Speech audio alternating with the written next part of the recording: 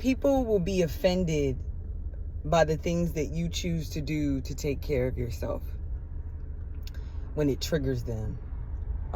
People will be offended by the actions that you take in self-love when they don't make sense to them.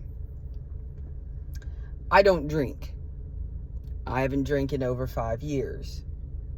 The crazy thing to me about this is when I tell someone I don't drink, okay, you don't drink, right? I mean, when I was in early recovery, it seemed like that was going to be such a hard conversation, but people just kind of get it, you know? No, it's no thing. They don't ask you about it. It is what it is. Well, she's got some reason. She just doesn't drink. If you're at work and you won't eat the donuts that they offer, but everybody else eats the donuts, that's when people start thinking that you're judging them. That's when the way that you live triggers them. When you make it a point to go to the gym twice a week for your own mental health, because when you were in a point of rock bottom, you made a list of all the things that you did that helped you remember who you are, all the things that you do that make you know that you are yourself right now and that you are well. One of those things for me was working out, eating healthy.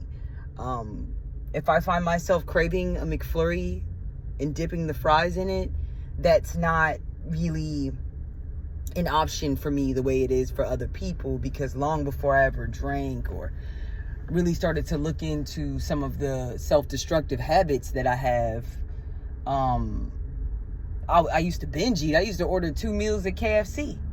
So when that sort of thinking of, man, fuck this shit, I'm going to go get me, a McFlurry and fries comes to my mind, that means that I'm already in a pattern of self-destructive thinking.